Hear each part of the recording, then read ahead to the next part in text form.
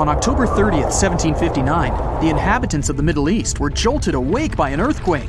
Cracks appeared in the walls of their homes, roofs began to crumble. People ran out of their homes and gathered in open areas. But because of strong shocks, they kept losing their footing and falling. A month later, there was another earthquake, but it turned out to be even stronger. Trees broke, houses collapsed, deep cracks appeared in the ground. The disaster lasted for 2 minutes. Oases, roads, and cities were destroyed. Incredibly, Baalbek's ancient buildings withstood earthquakes. Some historians state that this majestic and mysterious place was built during the Roman Empire, but many researchers disagree. Whatever the truth is, the city is one of the main archaeological phenomena of humankind. The most amazing building of Baalbek is the Temple of Jupiter. The inhabitants of the Roman Empire believed that Jupiter held power over lightning and thunder. The building looked like a platform with 54 columns. A massive roof rested on these columns. Today, you can only see 6 70-foot-high columns.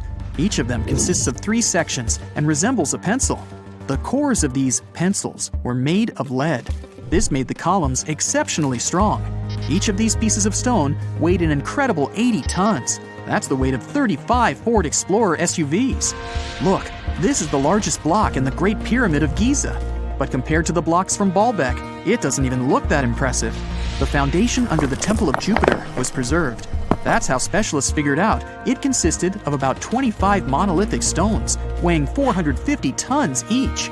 It means that the blocks from Baalbek weigh almost 4 times more than the blocks from Egypt.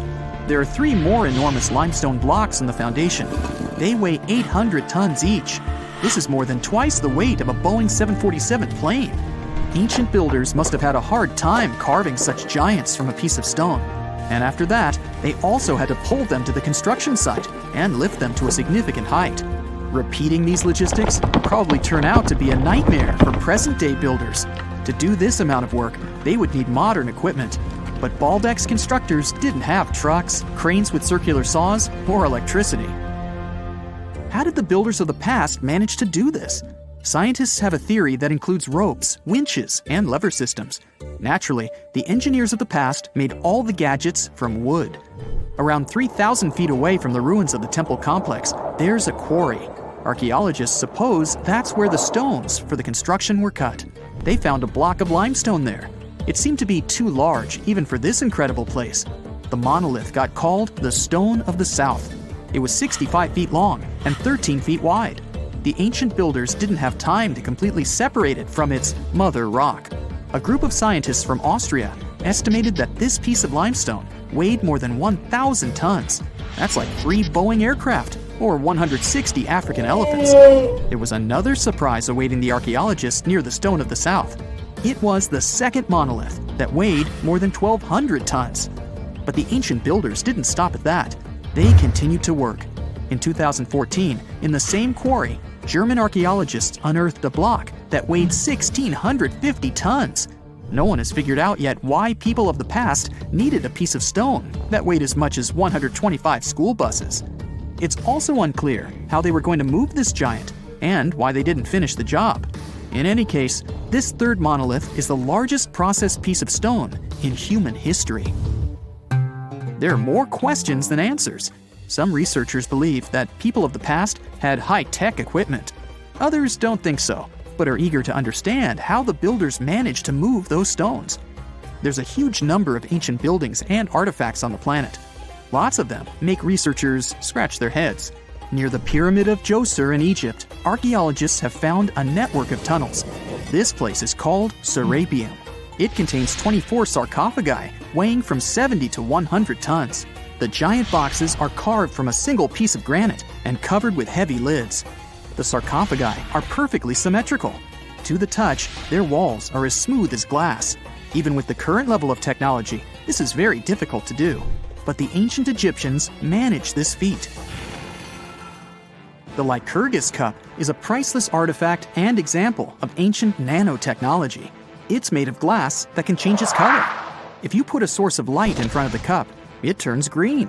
If the light is behind the goblet, it becomes deep red.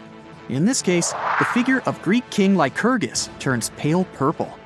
Scientists understood how this color change worked only at the end of the 20th century. Through microscopes, they saw nanoparticles of silver, gold, and copper. They had been added to the glass matrix. Thanks to this, you can observe a color change called dichroism. Interestingly, the gold and silver were grounded into a fine dust. It's almost impossible to do this by accident. Most likely, the ancient experts knew for sure what they were doing. Bolivia has a curious place called Puma Punku. It looks as if an ancient giant played there with an enormous construction set. And after the game, they forgot to put the pieces back into the box. But there are no giants, and the huge stone blocks were carved by ancient builders over 1,500 years ago. Some of the rocks weigh 100 tons. The blocks were brought to an altitude of almost 13,000 feet above sea level from the quarry 60 miles away from the construction site. There's no forest in that area. This means the builders couldn't use trees to make wooden rollers. The monument belongs to the Inca civilization. Scientists are sure they didn't know anything about wheels. In 1992, the inhabitants of a Chinese village decided to drain a pond. Their ancestors had been using it to wash clothes and catch fish for hundreds of years. They kept pumping the water out for 17 days. At the bottom of the reservoir, they made an unexpected discovery. The villagers saw an entrance to a cave going down to a depth of 100 feet. The incredible find was named the Longyu Caves. Unknown builders carved out 320,000 square feet of galleries. There are separate rooms, bridges, pools, and columns that support the ceiling.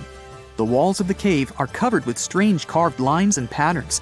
Scientists haven't found any information about who built the caves and why they did it. The construction technology also remains a mystery. Antonio Stradivari lived in Italy in the 18th century. He created musical instruments. More than 600 of his works have survived to this day. 500 of them are violins. One of the instruments was sold at auction for $16 million. The violins made by this master sound clear and deep. Researchers can't understand why Stradivarius instruments produce such unique sounds. Perhaps it's all about the varnish the master used to cover the violins. The answer may also lie in the wood the instruments are made of. In those days, Europe had a cold climate. Because of this, the wood became denser, and the instruments made of it sounded especially pleasing to the ear. In the Indian city of Delhi, there's a 23-foot-high pole. It weighs 6.5 tons and is made of 98% wrought iron. The 1,600-year-old pillar has no signs of rust or decay. Scientists believe that the monument is so well preserved thanks to the dry weather and the chemical composition of the metal. It might be resistant to corrosion. And still, researchers don't know how the blacksmiths managed to make an iron pillar that's not afraid of rust. It seems like a tough feat, even for modern metallurgists. The Al-Nasla rock is divided into two parts by a perfectly straight slit. Each boulder stands on a small pedestal. Some people believe this is the evidence of ancient laser technology. But geologists think the split happened due to the ground shifting or natural vibrations that occurred under the rock. This process led to the appearance of the crack. It had been deepening for thousands of years, and gradually, the natural monument took the form you can see today. In February 1961, 3 adventurous rock lovers were searching for geodes near Olancha, California. They took one of their findings home and studied it because it looked pretty unusual. They managed to cut through the matrix and discovered something unexpected inside. Instead of the usual mineral formations, it had a cylindrical object resembling porcelain inside. There was a metal shaft at its center, and around it, a hexagonal sheath made of copper and some unidentified substance. Its discoverers were hoping they had found an example of some unknown technology from 500,000 years ago. It could be proof that there was a hyper-advanced ancient civilization like Atlantis, or that time travel was real. Maybe someone came all the way from the future and accidentally dropped the item. Or maybe some intelligent extraterrestrial beings brought it when visiting Earth. If any of these theories were true, it would mean that scientists have to completely rewrite all human history as we know it.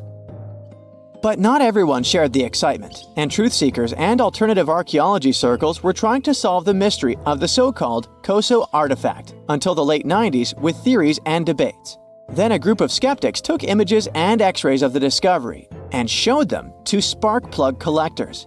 They have identified the artifact as a spark plug with corroded metal components from the 1920s and not ancient technology at all. Almost 20 years later, one of the co-discoverers of the artifact agreed to take it for inspection at the University of Washington. They officially confirmed it was a 1920s-era champion spark plug.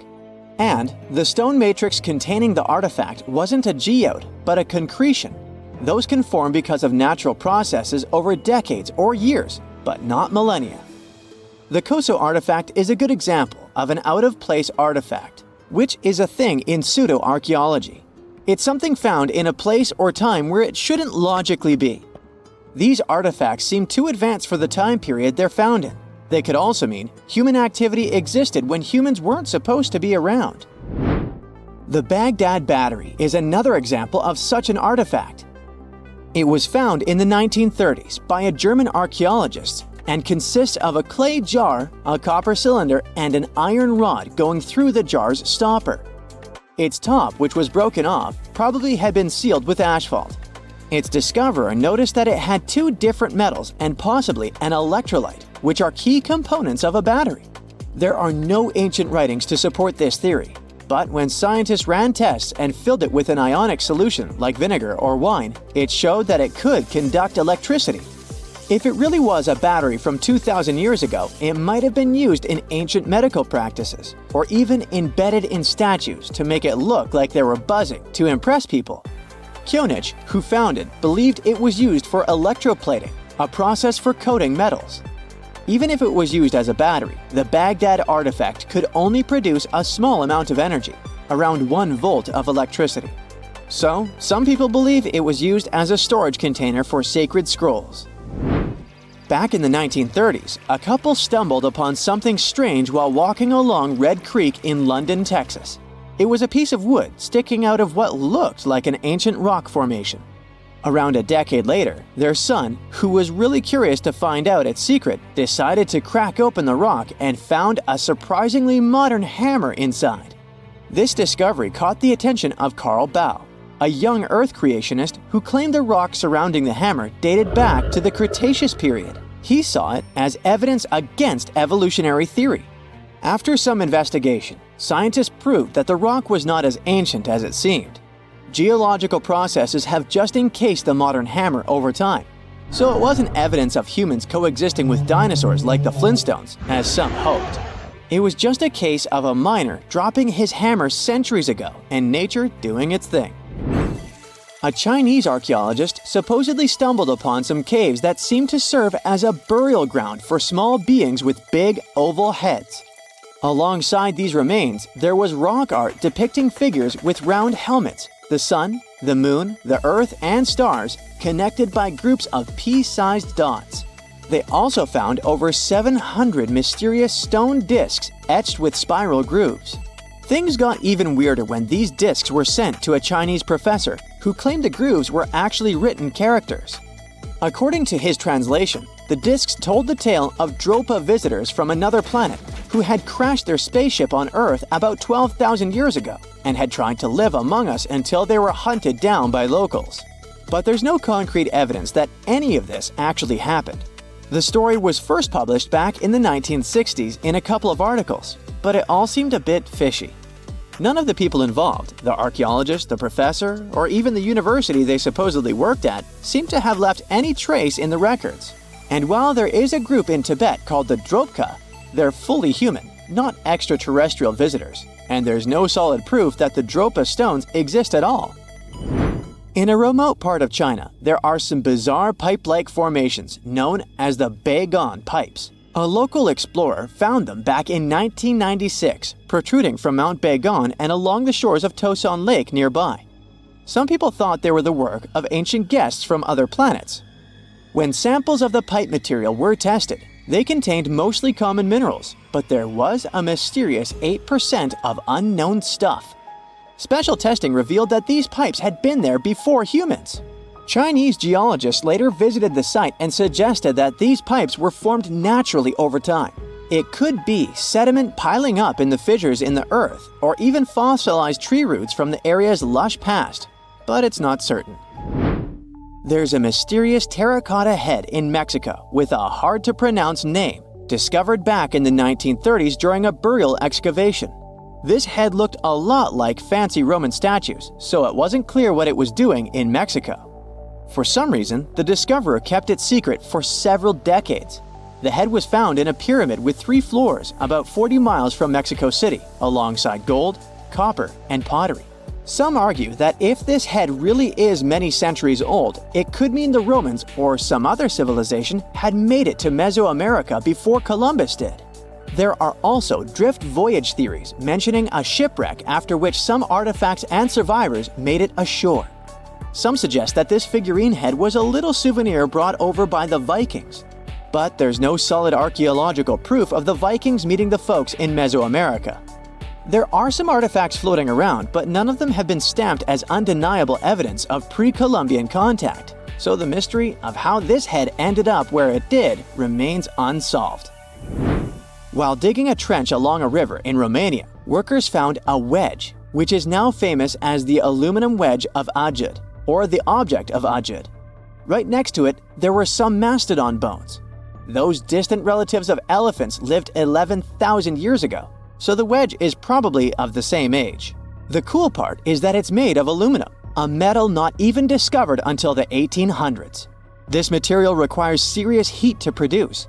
The wedge is also covered in a thick layer of oxide that's been sitting there for hundreds of years. Some folks believe this wedge must have crash-landed here on a spacecraft from some other planet. Some scientists think it's all a hoax, and others suppose it might be a human-made object with an unknown purpose. Now, have you ever seen cricket balls that are 3 billion years old? Klerksdorp spheres were found in deposits of the mineral pyrophyllite in South Africa and rock the science world. They do look like tiny ancient cricket balls with seams-like lines around the middle. Back in the 1980s, some folks claimed these spheres had been made by an advanced pre-flood civilization we know nothing about. One museum curator shared stories about how they rotated on their own in a display case. There was also a TV show that invited a psychic who declared the spheres were pieces of an ancient spaceship. But according to geologists, these spheres are actually pretty common concretions or spherical objects formed by different minerals than the surrounding rock. The seam-like lines are just imprints from the host rock's layers building up over time. The Klerksdorp spheres come in different shapes, from noticeably flattened spheres to distinct discs. As for that episode when one of these spheres spun on its own, the curator of the Klerksdorp Museum cleared that up too. He said that when he put one sphere on its glass shelf when a journalist came to visit, the sphere naturally rotated a bit because it's round. The area where the museum is located often experiences earth tremors from gold mining activities nearby. The oldest known human-like footprints could be 6 million years old. They were found on the Greek island of Crete in 2002. If the number is correct, it would mean that early human ancestors may have migrated between Europe and Africa much earlier than we previously thought. This doesn't mean Africa is not the cradle of humankind, though. It could just prove that early human ancestors moved back and forth between continents. Some researchers believe the footprints were left by a bipedal creature possibly related to an early human ancestor nicknamed El Greco. According to scientists who studied them, the footprints have a very human-like shape, with 5 toes and a parallel big toe. Some scientists are skeptical about it and suggest the prints might be from a late European ape. The new study analyzed fossilized marine microorganisms found in the sedimentary rocks to determine the footprint's age and prove it's actually 6 million years. The next amazing find that keeps scientists entertained is the Dorchester plot. It's a beautifully crafted metal vessel with some fancy geometric designs embossed in shiny silver. The pot was discovered in, who could have thought, Dorchester in 1852 under quite unusual circumstances. During a powerful blast, the pot broke into 2 pieces. Scientists believe it was originally embedded within a rock or boulder known as pudding stone. The rock from which the Dorchester pot emerged is dated to be around 500 million years old, so it could mean the pot itself is also that old. The current and less exciting theory suggests that the Dorchester pot is a Victorian-era candlestick holder. Such things were really trending back then, so it's not a surprise to find such fancy household item from that time. The Dorchester pot falls into the category of ooparts, or out-of-place artifacts. Those are objects that seem too advanced for the time period they're supposedly from. If we accept that the pot is 500 million years old, then whoever made it was way ahead of their times in terms of crafts and tech. One extra mystery is that the pot has an engraving of a plant that most likely disappeared from Earth over 100,000 years ago. Sounds like good proof the pot is really extra old. Now, it looks like the oldest map in Europe is a stone from 4,000 years ago. This Bronze Age slab was found in France in the year 1900 at an ancient burial ground. The carvings on the slab show in 3 dimensions the River Odie network with a fantastic accuracy of around 80% over an 18-mile stretch. There are other stone-carved maps around the world, but this one is unique because it shows a specific area to scale. Looks like the slab's carvings don't just map rivers and hills, but also settlements, barrow sites, and field systems. Archaeologists say the slab wasn't used for navigation, but rather to symbolize power. The detailed markings on the slab might have served to illustrate the domain of a local ruler, possibly a prince or king, to show their control over the territory. When the ruler lost power, the slab was likely repurposed as part of a burial vault. The unique artifact was stored in the cellar of a museum. For decades, no one even noticed until several scholars read older reports about the slab and decided to check it out. They conducted a detailed analysis using 3D techniques. Their research proved that the creators of the slab had not only etched lines into the rock, but also modified its surface to reflect the topography of the landscape with high accuracy. The Salzburg cube, also known as the Wolf's Egg iron, was discovered in the late 19th century in Austria. Now, don't let the name mislead you. It doesn't look like a cube at all. It's more like a rounded object with 2 flat sides. Down the middle, there's a groove, and the surface is covered with pits and craters. This unique appearance is the reason why many people think it might be something out of this world. Workers accidentally found this artifact when they blew apart a piece of coal. The coal seam it came from is thought to be over 60 million years old. The Salzburg cube moved between museums, mysteriously vanished in the early 20th century, and then showed up again. A professor from Bonn University suggested it might be from a meteor, but they found no evidence of elements that you'd normally see in meteorites, like cobalt or nickel. Then researchers thought it must be a human-made object, possibly a Victorian-era candlestick holder. No one knows the true story of the cube or its current location. Yep, it disappeared again. Have you heard about the Meister print? It's a fossilized sandal print discovered in 1968, and it has sparked a lot of intrigue. There's a trilobite inside the print, which supposedly went extinct around 500 million years before humans even existed. But many historians think this age is an exaggeration. When Meister found the fossil, it was authenticated. But the scientist who did it didn't confirm it was a human sandal print. He only agreed there was a trilobite there.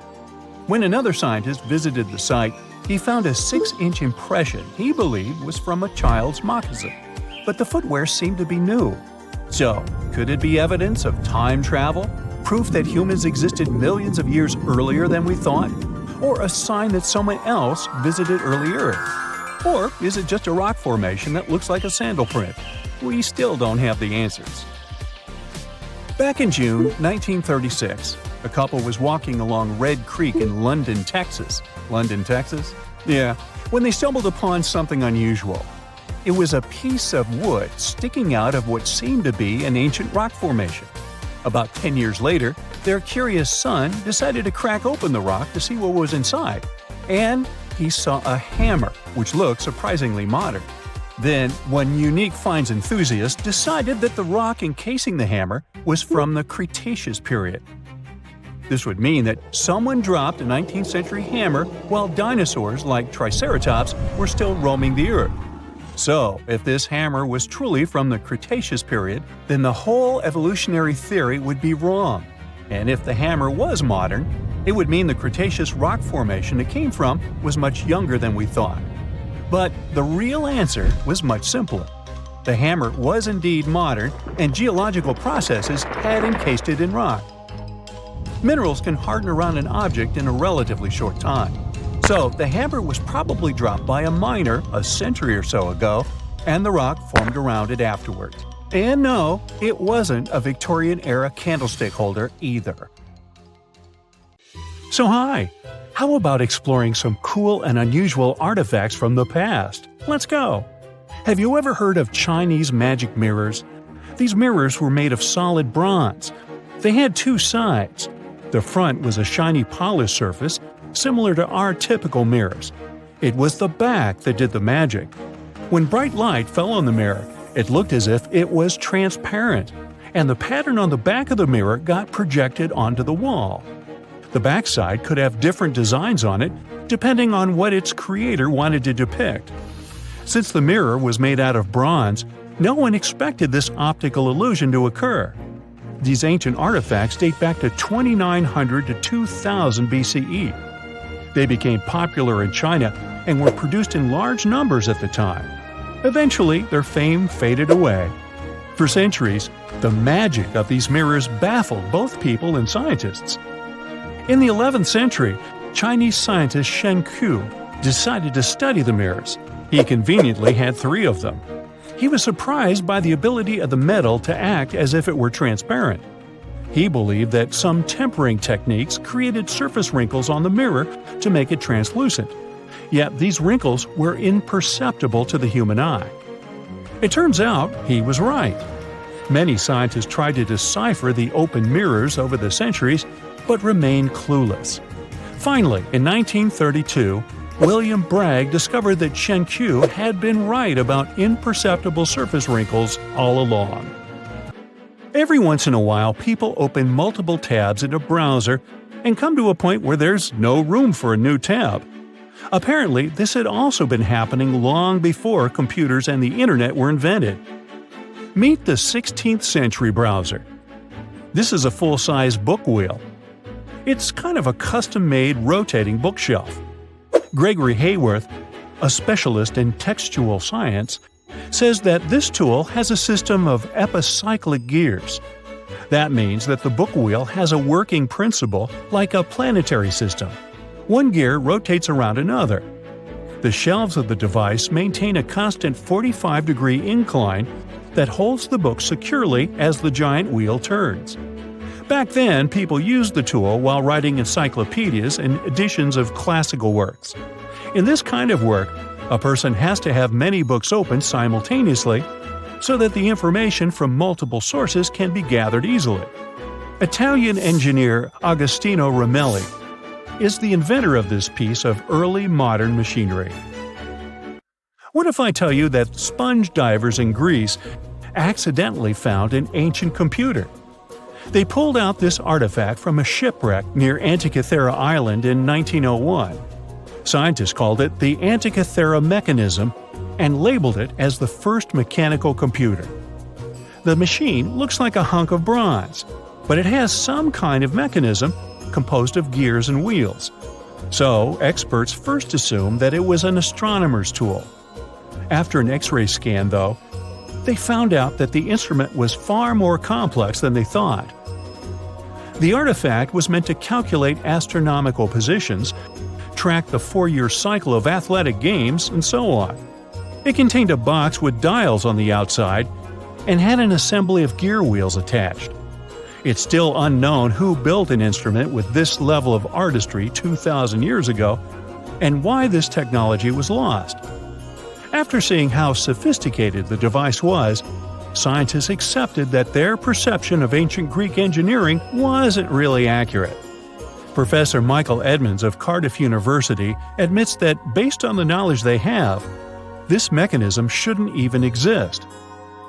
Edmonds says the machine is one of a kind, and its astronomical calculations are precise. For him, the Antikythera mechanism is more valuable than the Mona Lisa. In 1929, scholars working in Topkapi Palace Museum in Turkey discovered a map. It became famous for being the oldest map showing the Americas. Perry Reese drew this detailed map on a gazelle skin in 1513. He depicted Europe, North Africa, the coast of Brazil, and several islands, such as the Azores and Canary Islands. The most exciting thing is that he created the map only 21 years after Columbus had set foot in the New World. Well, it was new to him. Perry Reese was a maritime scholar and a successful naval commander leading the Ottoman fleet. Yet, while drawing the map, he relied not only on his expertise in sailing. He created it by assembling and referring to 20 other regional maps, like the Arab map of India, 4 Portuguese maps, and the map of the western parts drawn by Columbus. Yes, the part he got from Columbus raised the heartbeat of many historians. Columbus drew a map during his third voyage to the New World and sent it to Spain in 1498. It's assumed to be lost. Surprisingly, historians can now understand what Columbus noted down by looking at Perry Reese's map. Fun fact, he also drew another world map in 1528. Even though only about 1/6 of this map has survived, it's clear that it described the northwestern part of the Atlantic, the region from Venezuela to Newfoundland, and the southern tip of Greenland. The map also showed Antarctica centuries before its discovery. Historians had to rethink the chronology of history after getting this crazy information. Perry Reese described Antarctica's topography without ice in great detail. In the 1930s, workers found dozens of stone spheres in Costa Rica. Locally, they're known as bolas de piedra, literally stone balls. They were made by a civilization lost in time. What's interesting about these balls is their shape. They are perfectly spherical. How ancient people could make such precise shapes is a mystery. The spheres are of different sizes. Imagine a small one, like a tennis ball. Then put another one next to it, 7 feet in diameter. The largest spheres weighed 16 tons. Archaeologists are sure that these balls are human-made. Yet their purpose remains unclear. Some archaeologists claim that the spheres could represent the solar system or could be inspired by various stages of the sun and the moon. Others say that the stone's placement refers to the houses of chiefs. Most of the stone spheres were sculpted from granodiorite. It's a hard rock similar to granite. Experts believe that ancient people used smaller rocks from the same material as tools to shape these spheres. They also think that sculptors probably heated portions of the stones and then cooled them rapidly. This could have helped them to remove the outer layers of rock. Our next one is an ancient battery set found in Iraq in 1936. The set consists of a ceramic pot, a copper cylinder, and an iron rod. At the top, the iron rod is isolated from the copper by asphalt, and both the rod and cylinder fit inside the mouth of the jar. The copper cylinder isn't watertight, so if the pot was filled with a liquid, it would surround the iron rod as well. Archaeologists focus more on the oxidized iron rod because the vessel just needed to be filled with an acid or alkaline substance to produce an electric charge. After examining this bizarre artifact, an Austrian archaeologist hypothesized that the instrument made use of chemical reactions to generate electrical energy. That's why they likened the instrument to a battery. An ancient civilization might have used it for some kind of electrotherapy. Yet there isn't any electroplated object known from this period. So Koenig's hypothesis was rejected by many archaeologists, but nobody has proven him wrong either. The origin and purpose of the vessel remain unclear to this day. So, want to see the world's oldest art studio? In 2011, archaeologists found 100,000-year-old shells in a South African cave. Those shells were used for paint making. A coating of bright red powder on the inside of a pair of shells is the proof. Archaeologists say they found a complete kit used to produce a pigmented mixture. Now, in a different part of the cave, several paintings were displayed with little price tags on them intended for sale. Nah, just kidding. Although that big one over there would look good over my couch. Have you heard of Göbekli Tepe? It's an ancient site in Turkey that literally made historians rewrite history books. Over 11,000 years ago, a group of prehistoric humans crafted an enigmatic masterpiece that's even older than Stonehenge.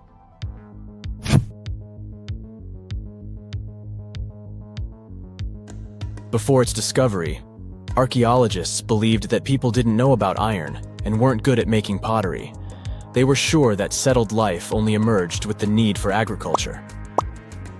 But Göbekli Tepe changed this belief.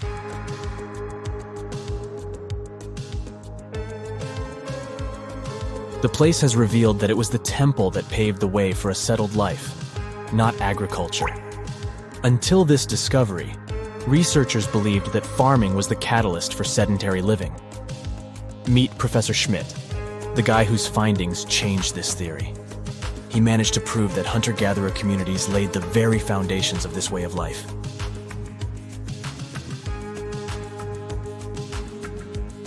Back in the 1960s, other archaeologists visited the area, but they totally missed the mark. While surveying the region, they stumbled upon a hill with scattered limestone slabs and concluded it was just an old burial ground from medieval times. Little did they know that there was so much more to uncover.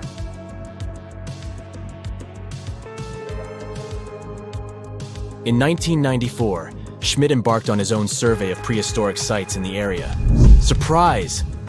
He instantly realized he had discovered something truly extraordinary. Unlike the nearby flat and barren plateaus, Göbekli Tepe had a gently rounded top, rising 50 feet above the surrounding landscape. Funny enough, the translation of this place's name is Potbelly Hill. Schmidt was sure only humans could have made something like this.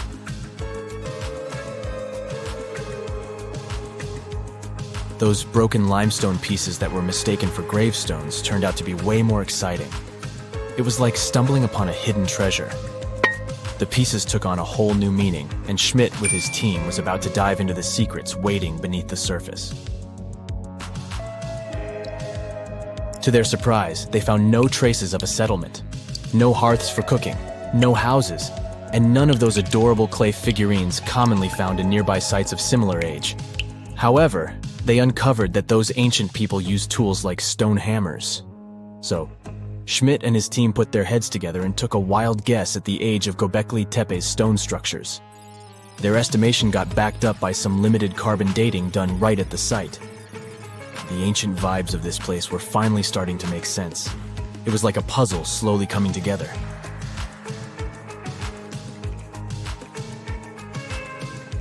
You may think that back then, people didn't have special tools to create something as cool as Göbekli Tepe. Not true. Turns out, these prehistoric folks used flint tools instead of fancy metal chisels. They were also skilled at chipping away softer limestone and crafting pillars right on the spot. Afterward, they carried the pillars a short distance to the summit and placed them upright. Once the stone rings were complete, they covered them with layers of dirt. Over time, they added new rings, and voila! You've got a cool hill to impress people in the future.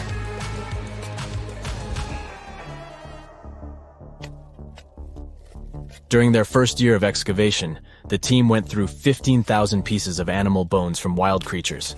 These people didn't have pet animals or grow their own food. They hunted wild animals for their meals. But things were about to change, because the place had everything they needed to start farming. Scientists say they had wild sheep and wild grains that could be domesticated. And guess what? Just 20 miles away, geneticists found evidence of the world's oldest domesticated strains of wheat at a prehistoric village.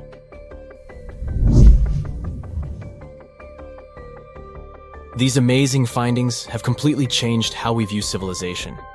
In the past, experts believed that people needed to learn how to farm and settle in one place before they could build temples and develop complex societies. But guess what?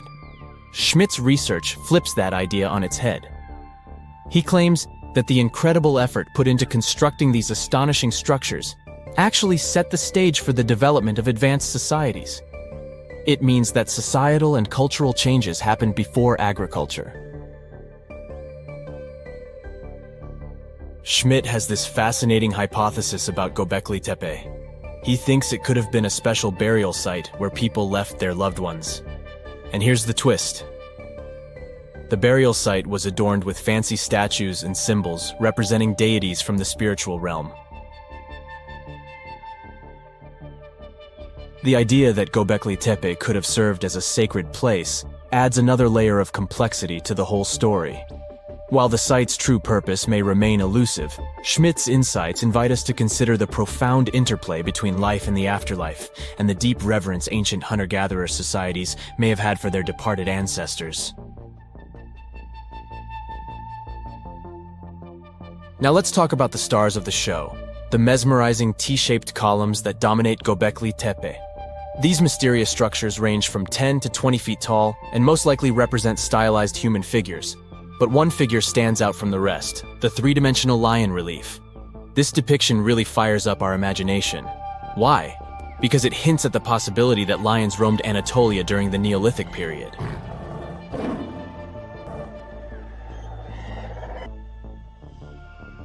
These standing stones are arranged in circles and placed in rectangular pits. Each circle has a similar setup. Two big T-shaped pillars in the center, surrounded by slightly smaller ones facing inward. Talk about a stylish arrangement. These towering pillars reach a whopping 16 feet and weigh between 7 and 10 tons. Some pillars are plain and simple, while others are like works of art with intricate carvings. Foxes, scorpions, and vultures come to life, crawling and twisting on the pillars' sides. But it's not just animals depicted on these stones. Some pillars have abstract shapes representing humans, and even small carvings of clothing items. Some of them even have belts. Now, there's one pillar that stands out from the rest like a rock star. This super old stone pillar suggests that a comet crashed into Earth. It happened during a chilly period that lasted about 1,000 years. Previous studies examining Greenland ice cores hinted at this comet theory, but now the carvings at Göbekli Tepe prove it right.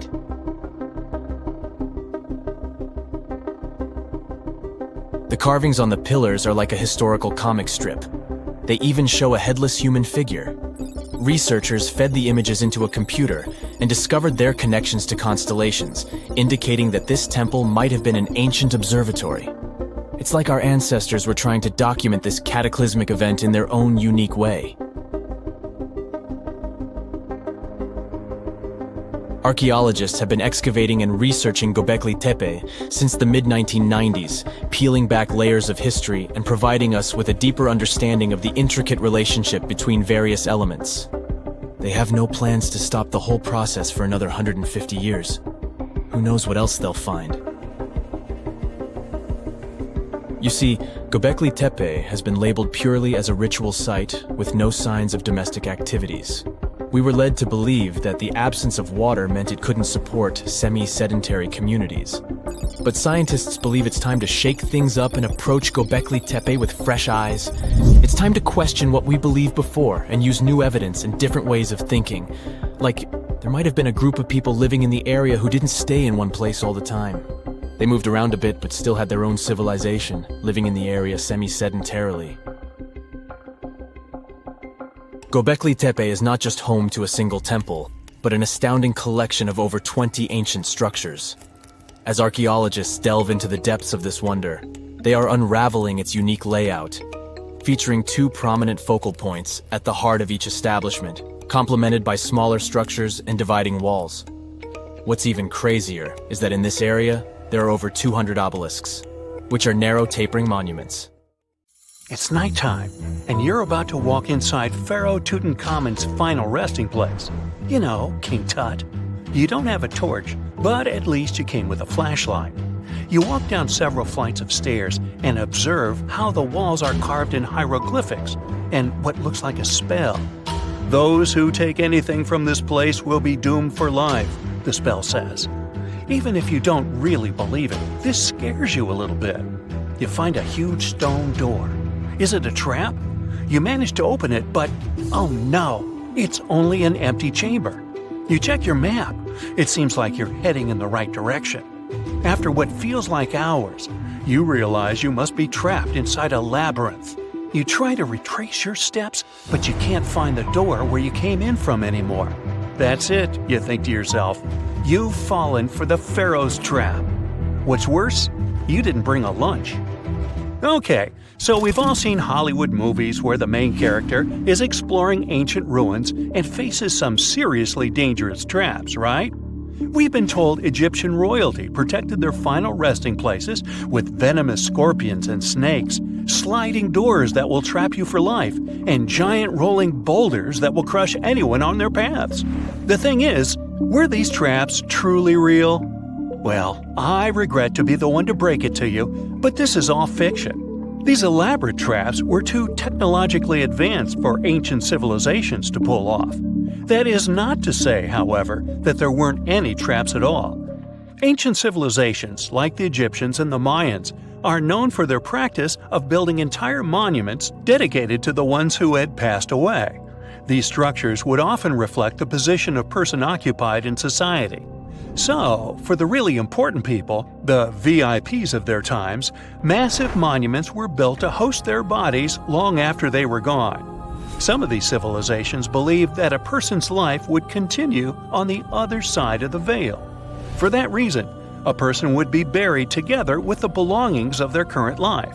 If they had a lot of money and power and stuff, that meant their resting places would be filled with riches and gold. Now imagine if you lived in ancient Egypt and you knew exactly where all the pharaohs' tombs were located and had heard rumors of the amount of wealth kept in these places. Maybe you would be tempted to go check it out, right? We're talking about large rooms filled from floor to ceiling with golden artifacts, jewels, and even money. I mean, it does sound tempting. And since there weren't any security guards protecting the entrance of these places, Egyptians needed to get creative as to how they would protect these riches. These old civilizations found some traps to be useful. A recurring one was building empty rooms inside the monument to confuse a burglar. Now, let's take a look at Amenhotep III's final resting place as an example. It was built in the city of Luxor, in a spot also known as the Western Valley of the Kings. Two French engineers originally discovered the monument between 1905 and 1914 CE. The structure is huge and has more than 10 chambers, connected by long corridors and steep stairways. The King's Chamber is the most hidden one, and for an outsider to try and find it, they will probably enter a lot of empty rooms beforehand. Other pharaohs tried to protect their riches by commissioning monuments with false doors concealing pits that were up to 20 feet deep. This way, an unwarned and unwanted visitor would be surprised by the deep hole on their way to the king's resting chamber. Alongside false doors, pharaohs made sure to build labyrinth-style corridors and false walls. This way, robbers could take hours or days before they found the king's real chamber. As to pits with poisonous snakes on them, if there were any reptiles inside these monuments, they probably got inside on their own and would most likely not stay there for long. There is no way snakes would survive years and years without food inside these pits. So yes, another Hollywood-induced belief right there. If these traps seem boring to you, archaeologists did find an interesting deterrent in the final resting place of the Red Queen of Palenque in Mexico. Palenque was one of the most powerful Mayan cities in pre-Columbian Mexico, and the Red Queen was believed to be the grandmother of the last Mayan king, undoubtedly a person of immense importance to the empire. In her honor, a huge monument was built to keep her body after her passing. The discovery of the tomb itself was already thrilling. Archaeologists found an ancient monument when digging at the site back in 1994. The first thing they found was a room with a hidden door. Once they opened the door, they discovered a long corridor. Finally, at the end of this corridor was the Queen's chamber. The team of archaeologists was beyond excited to unearth this chamber with the mummy of the Queen herself still inside it. They found her to be accompanied by her pearls, jade shells, and expensive rocks. But as the team explored the remains, they saw something rather strange. The room was filled with a red-colored powder. Researchers knew that the color red was important to the Mayan people, and that much of their clothing and buildings were decorated with this color. But they didn't understand why the queen was buried with this unknown red substance. After they took a sample back with them for further analysis, they discovered that the red powder was cinnabar, a very dangerous mineral. This powder, when inhaled, can cause, shall we say, severe health damage to a person. The team concluded that this could only be a trap for anyone trying to steal her riches. Okay, so dangerous powders might have worked as the most intense traps we've seen until now. But perhaps the cheapest way to keep out unwanted visitors was to advertise spells written out all over the monument. We'd probably laugh at these today, but back in the day, they were more or less effective. Spells usually said that the person who took anything from that place would meet a tragic fate. Some spells said that robbers would lose their houses in big fires or terrible floods. Other spells said burglars would have incurable and undiagnosed health issues, but they weren't really enough to stop people from taking any gold. There are some stories surrounding how these spells might have been real. One of them is from the famous British Egyptologist Howard Carter, the one responsible for unearthing Pharaoh Tutankhamun's resting place in the 1920s. After months of unsuccessful digging, Carter discovered the tomb's existence by chance. He found the entrance to a stairway right beneath the soil where he had been searching all those months. With the help of a team, he cleared the piles of sand blocking the stairs and discovered a doorway. The door had several royal symbols carved into it, and Carter knew this could only mean a very important person had been buried there. And he was right. With a chisel, he made a hole in the top left-hand corner of the doorway and lit his vision with the help of a candle. He couldn't believe what he was seeing, the reflection of several golden and jeweled items crowding the chamber before him. Lost for 3,000 years, Carter had just discovered the final resting place of King Tut. But the story didn't finish here. This discovery was accompanied by a series of unfortunate events that led people to believe it had something to do with the pharaoh's spell. Carter himself mysteriously passed away just a few years later, and some of his assistants lost their houses in floods, just like one of the spells threatened. Some say it's just coincidental, as there's no real proof of these things being connected. Well, what do you think? Was this an effective trap after all? X-rays are a type of invisible radiation that can pass through our bodies and objects. They're very important in the field of medicine because they allow doctors to see inside our bodies without having to perform surgery. Now, let's dive into how X-rays work. They're a kind of electromagnetic radiation, just like light or radio waves. However, they have much higher energy than light, which makes them able to go through objects that light cannot. Imagine you have a powerful flashlight. If you try to shine it through a wall, the light won't go through because the wall is too thick. But these rays have enough energy to go through walls and even our bodies. The discovery of X-rays happened by accident in the late 19th century. A scientist was experimenting with cathode rays, which are a type of radiation.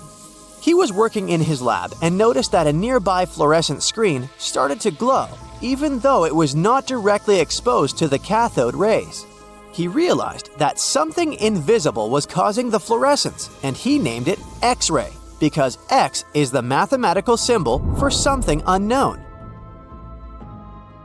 He continued experimenting with such rays and discovered that they could pass through many objects, like flesh and bones, but not through denser materials like metal. He also found that X-rays could create images on photographic plates, just like a camera takes pictures. The way this works is quite fascinating. Imagine you're standing in front of a bright light and you hold your hand in front of your face. Your hand blocks the light and you can't see through it. But if you place a sheet of tissue paper in front of your hand, some light will pass through, and you'll be able to see the outline of your hand. X-rays work in a similar way. When a doctor wants to take an X-ray of a part of your body, they will ask you to stand or lie down next to a machine. This device has a special plate that can capture the image. Let's say the doctor wants to further examine your arm. They will place the X-ray plate on one side of your arm and the machine on the other side. Then, the machine will produce a controlled burst of X-rays that pass through your arm. Remember how we talked about the tissue paper allowing some light to pass through? Well, in this case, some of those X-rays will go through your arm, while others will be absorbed or blocked by the denser parts of your body, like bones. The plate captures the X-rays that pass through your arm, and it creates an image. This image shows the bones and other structures inside your body, allowing the doctor to see if there are any problems or injuries. Now, you might be wondering why X-rays can pass through some things but not others. It has to do with the density and composition of the objects. Denser materials like bones absorb more X-rays, so they appear white in the image. So when you look at the result, you'll see your bones as white shapes. Other tissues like muscles and organs are less dense and allow some of those rays to pass through, so they appear as gray shadows. What if I told you there's a whole new way you can peek inside objects, but without using X-rays? I'm not talking about magic powers. Take a comfortable seat while I explain what myography is. This fascinating scientific technique allows us to see inside objects and even beneath the Earth's surface using a special type of particle called a muon. These elementary particles are very similar to electrons, but they're much heavier. They are created high up in the Earth's atmosphere when cosmic rays, which are particles coming from space, collide with the air molecules. Now, muons are special because they can pierce through different materials. They can pass through rock, soil, and even buildings. Scientists realized this potential back in the 1950s when they were studying cosmic rays and noticed that some of the particles could pass through thick materials. The first muography experiments took place in the 60s. Specialists discovered that muons can be detected using special devices called muon detectors. These detectors are usually placed underground or in specially designed laboratories to shield them from other particles and background radiation. Now let's dive into how muography actually works. Imagine you have a large object, like a pyramid, a mountain, or even an ancient statue, and you want to see what's inside without damaging it. First, detectors are positioned around the object or in the area you want to examine. These detectors are sensitive to muons and can track their paths. When such a particle passes through a detector, it leaves a trace, like footprints in the sand. By collecting data from multiple detectors, scientists can reconstruct the paths. Here's where things get really cool. The Earth's atmosphere acts like a natural filter for muons. It turns out that the more massive an object is, the more particles it will block.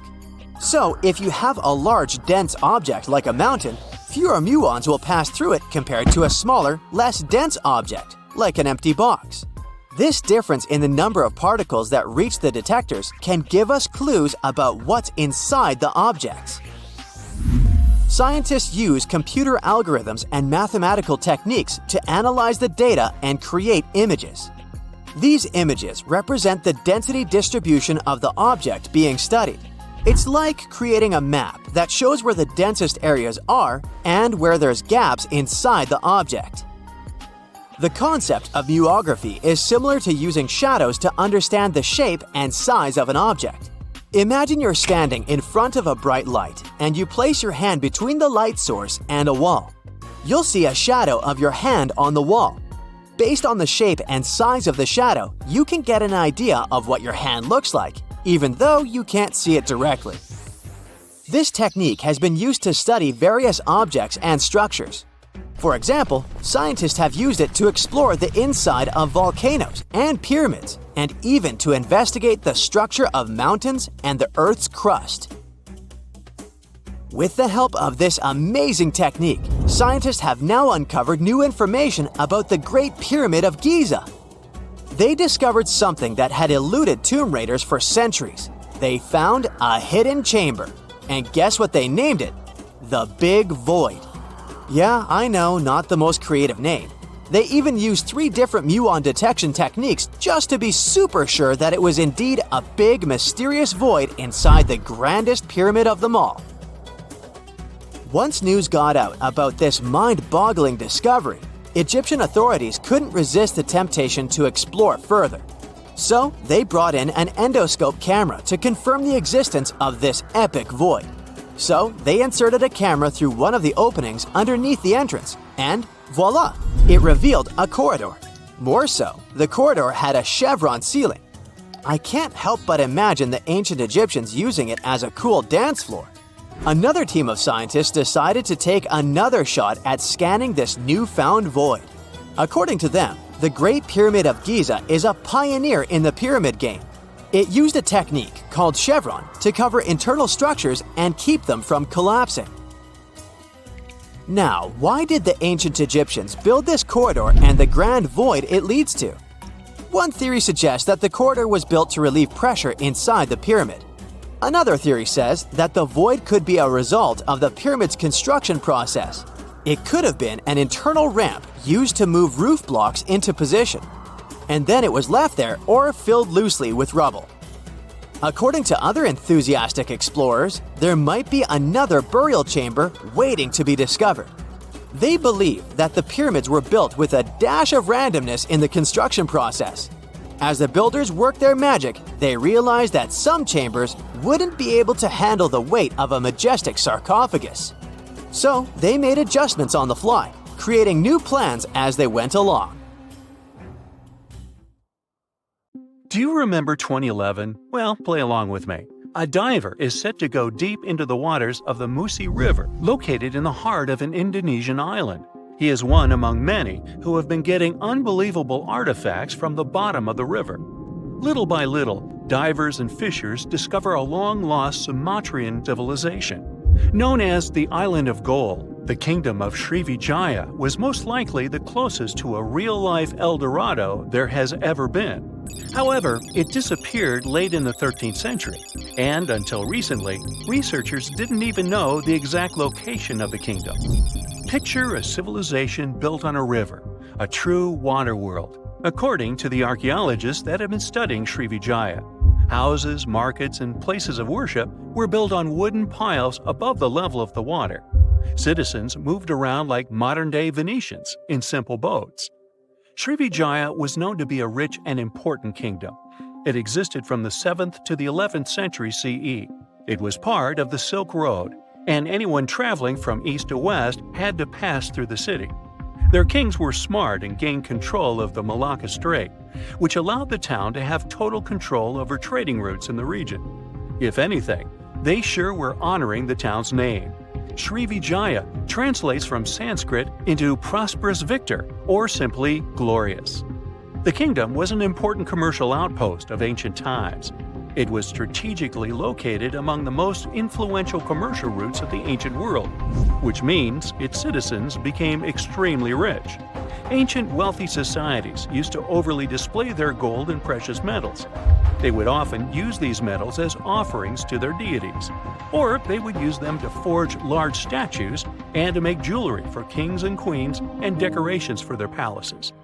Srivijaya wasn't different. Local Indonesian divers who have been exploring the half-mile of the Musi River near the city of Palembang have found some evidence. So far, they've discovered a life-size statue of Buddha, jewelry studded with precious gems, temple bells, mirrors, golden jugs, and other items. No official archaeological excavations have been done in the area, so these artifacts are the first items of the Srivijayan Empire ever found.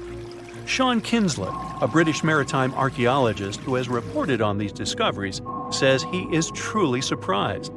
For long, people have been speculating about the true wealth of Srivijaya, and it seems that the rumors have been confirmed. We're starting from ground zero, he says. We don't know what clothes the people of Srivijaya wore, what their tastes were, what kinds of ceramics they like to eat off. Even though this discovery has brought excitement to the scientific community, there is a downside. Divers and fishers sell the retrieved artifacts at the International Antiquities Market before archaeologists can take a look at them. Researchers could try to buy some items, but they're sold for millions of dollars worldwide. Most of the information we know about this El Dorado of the East was learned from merchant accounts of the city. These descriptions say Srivijaya was a kingdom of human-eating snakes and multilingual parrots. That's weird. Some say its active volcanoes gave the town an eerie and enigmatic sight, and all stories emphasize the amount of gold available there. Travel reports were a common way to describe cities in ancient times. In case you didn't know, this is how the legend of El Dorado originally began. As European explorers began their excavations in South American lands back in the 1500s, the word got out that an Amazonian civilization used to paint their leader in gold as an offering to higher powers. The legend of El Hombre Dorado, also known as the Golden Man, began to quickly spread around Europe. It turned out that it was only a ceremonial piece of pre-Columbian civilization. It had nothing to do with the land of infinite gold. Now, no one knows what brought about the decline of the Srivijaya Empire. Some speculate that its active volcanoes could have swallowed it, or maybe wooden houses built above the river eventually sank. Maybe if divers keep retrieving lost items from the bottom of the river, archaeologists will be able to figure out what happened to the city. It seems to be quite common in the history of the world. Some ancient civilizations disappeared without a trace, as happened with the Mayan civilization, for example. The Mayans managed to build one of the biggest empires in pre-Columbian America. It was believed to be home to over 2 million people, and it thrived for over 6 centuries. Its sudden demise is something that bothers archaeologists and scientists alike. The Mayans began to settle in South America as early as 1500 BCE. Their civilization spanned Mexico's Yucatan Peninsula, Guatemala, and Belize. They are believed to have built around 40 cities at the height of their empire. They also developed a complex hieroglyph system that has been studied since it was discovered by modern scientists. The Mayans were keen engineers, astronomers, and farmers. They were post-nomadic people that settled in vast areas of farmland where they could grow corn and other types of vegetables. Archaeologists are still learning a lot about the Mayan civilization by examining their ruins. The city of Chichen Itza, located in the Yucatan Peninsula, is one of the most important Mayan sites unearthed today. The site is made up of a total of 26 ruins, and it is home to a world-famous pyramid known as El Castillo. It consists of a series of square terraces with stairways on each of the 4 sides of the temple. It was built as an homage to a feathered serpent deity. The Mayans were such architectural geniuses that they managed to build a pyramid that cast a particular shadow. More specifically, in the late afternoon during the spring and fall equinoxes, the pyramid casts several triangular shadows that create the illusion of a feathered serpent crawling down the pyramid. And they created this with none of the tech we have today. The city is so amazing that since 2007, it has been considered one of the 7 wonders of the New World. The Mayan Empire thrived for over 6 centuries due to their wise resource management system and astronomical knowledge. They were able to accurately predict eclipses, and using their rudimentary technology, could even locate Venus and Mars. They had everything to thrive for much longer than they actually did. This is why the Mayans' fall intrigues modern scientists so much. No one has been able to understand completely what led to their demise. That is, until a recent discovery. A study done by NASA claims it can explain what might have happened. Scientists have uncovered a sample of pollen trapped for over 1,200 years in ancient layers of lake sediment, which dates back to the time just before the collapse of the civilization. The analysis has revealed something completely new about the Mayans. Instead of the suspected claims that the Mayans disappeared due to terrible disease or some extended conflict in the region, it could have happened due to deforestation. Perhaps to build their entire empire, they had to cut a lot of trees. Without trees, their soil could have eroded, and all their fertile lands could have slowly and gradually become barren. According to NASA scientists, the temperatures in the region could have risen by about 6 degrees, and from that point on, the land would have become even drier and crops more difficult to grow. Basically, NASA says that the Mayans couldn't do the sole thing that made them thrive. which was agriculture, and their kingdom began to decline. Oh yeah, and this theory was supported by yet another find. Archaeologists found skeletons from the time of the empire. Those had prominent signs of malnutrition. This theory might really shed new light on Mayan history. It could explain what brought down such a powerful civilization. So, what do you say? Which theory is true? Have we actually managed to find out the reason for the fall of the Mayan Empire? It's March 1974.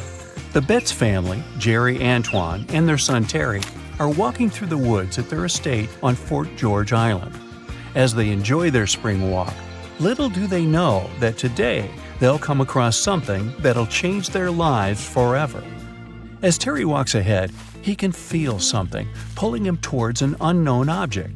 Unsure of what to make of this feeling, but curious to pursue whatever's calling to him.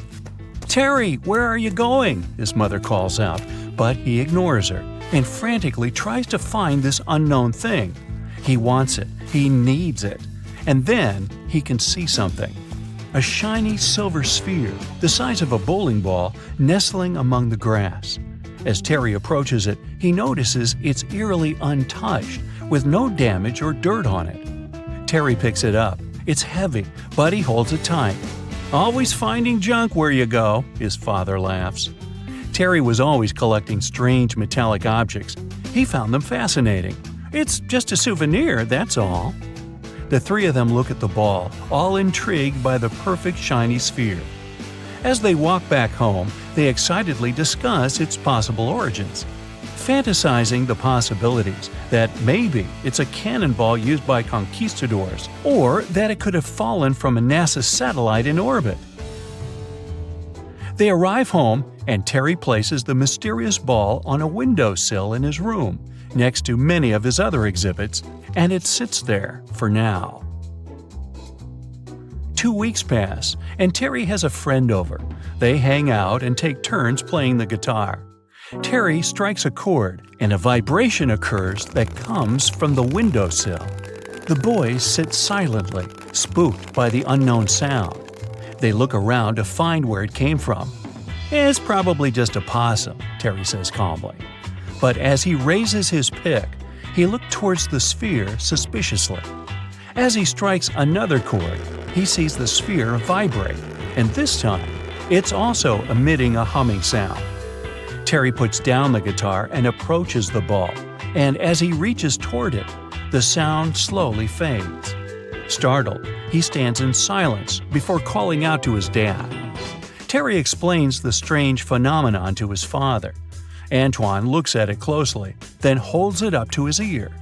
As he shakes it vigorously, he can feel something inside the ball moving. Shocked, he places it down on a table.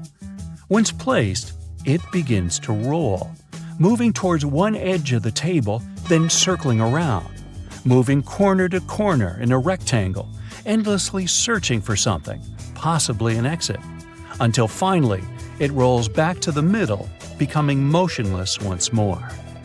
They all look at the ball, puzzled by the display, and Antoine places the ball on the floor. As soon as it touches the surface, it quickly rolls toward the door. This time, it's clear the sphere wants to make an escape. The thing is too valuable to lose, and Terry quickly chases after it. He grabs it before it leaves the house.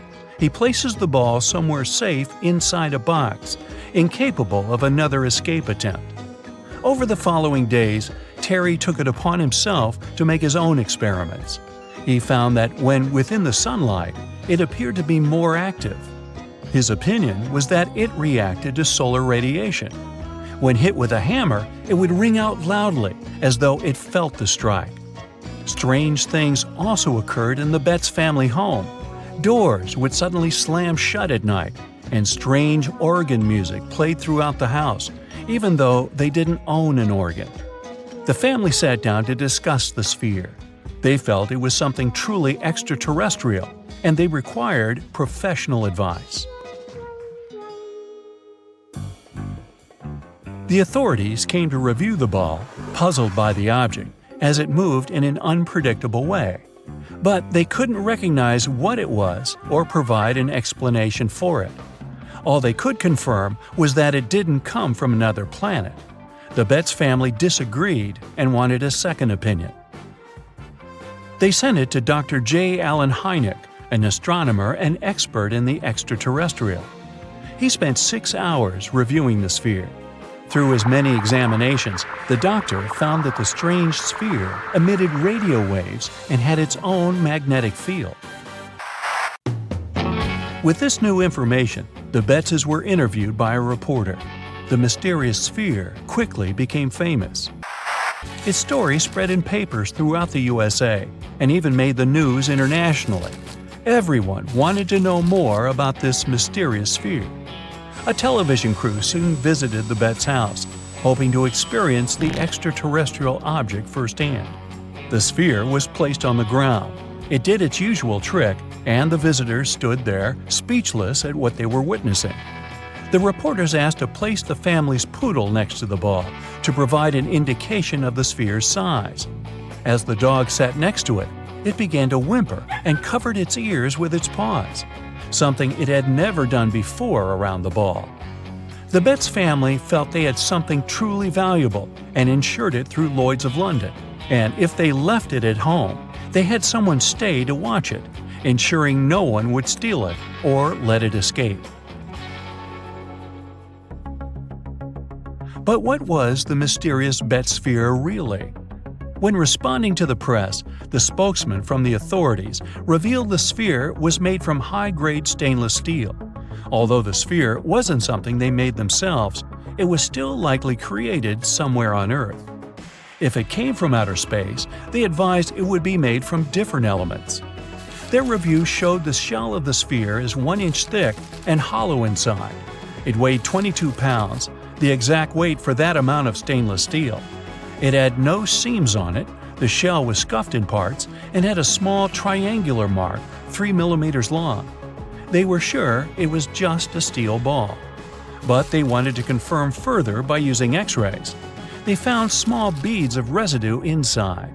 These beads would have been caught inside the object when it was manufactured. Clarifying why there was a feeling of movement inside the ball, they also solved the mystery of the strange movement. As it's a perfectly balanced sphere, sitting on the slightest uneven surface would cause it to roll. The Betts' house had uneven stone floors, and it had only ever been witnessed to move around there. The authority also wanted to cut it open to prove their assessment. However, the Bettses were adamant that it couldn't be damaged. It was identified further that the sphere was just a ball check valve produced by the Bell & Gossett Company. The ball's size, weight, and metallurgic composition matched perfectly to what they made. Confirming how it managed to make the journey to the Betts' estate 3 years before the discovery of the sphere, an artist, James Durling Jones, had collected a few of these ball check valves. He liked to use them in his sculptures. With no room inside of his bust, he put them on the top of the roof rack. His journey took him past the Betts' estate, and along the way, a few of these balls happened to roll off and were lost, at least until Terry came along one fine spring day. But what about the radio waves and odd magnetic properties confirmed by Dr. Hynek? Well, although Antoine claimed that's what was found, it was never confirmed to be true with the doctor. The 1970s were a heyday for all things out of our planet, and anything related would gain popularity immediately. The authorities only enhanced this by providing monetary rewards for supporting evidence. Finding something extraterrestrial could have been just a ploy by the Bettses for a cash reward.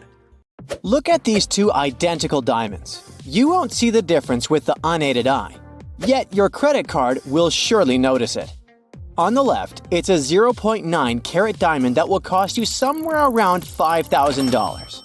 And on the right, you can see a 1 carat diamond with the price starting at $8,000. The difference is only about 0.02 grams, but the price changes a lot. And both of them are tiny, just around 6 millimeters in diameter. Yeah, a carat is not that much. It's a unit of mass that equals 200 milligrams.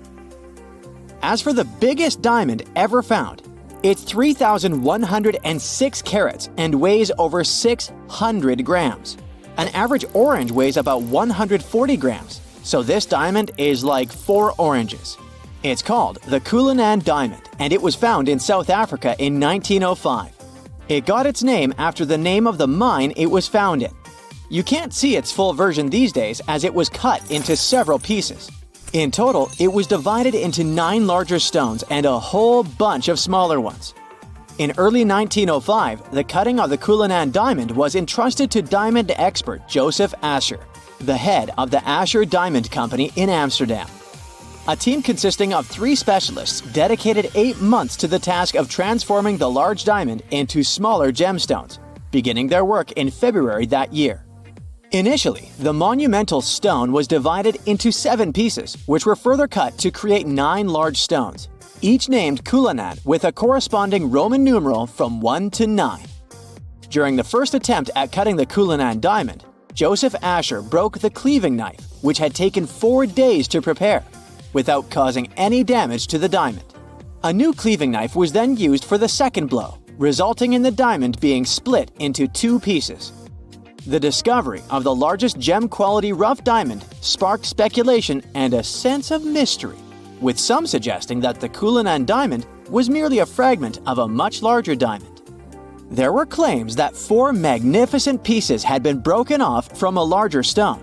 Despite much discussion and speculation about the origin of the Cullinan diamond, no concrete evidence emerged to support these theories. But is the Cullinan diamond really the biggest diamond ever found? Well, the answer is yes and no at the same time. The thing is, until faceted, the diamond isn't as magnificent as you might think. So yes, it is indeed the biggest one, but nobody really could handle a 600-gram faceted diamond. Such a giant couldn't really adorn anything. The Golden Jubilee diamond, weighing around 545 carats, which is about 109 grams, is known as the largest cut and faceted diamond globally, surpassing the Cullinan diamond by 15.37 carats, or 3.07 grams.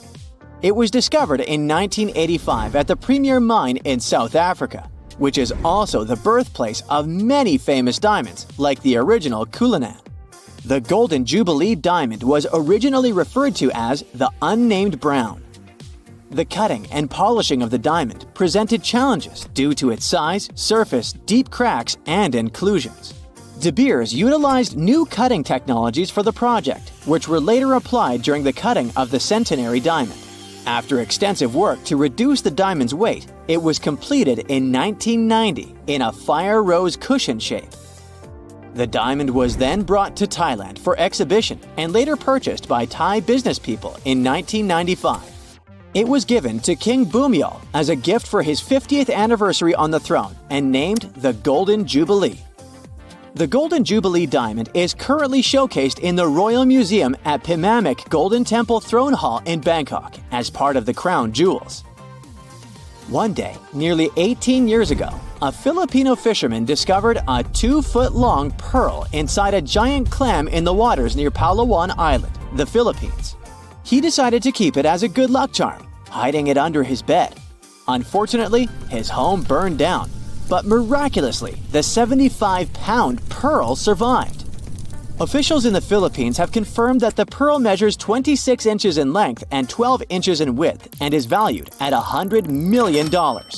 This incredible discovery surpasses the current record holder for the largest known pearl, the Pearl of Lao Tzu, which is valued at $35 million and weighs less than 15 pounds.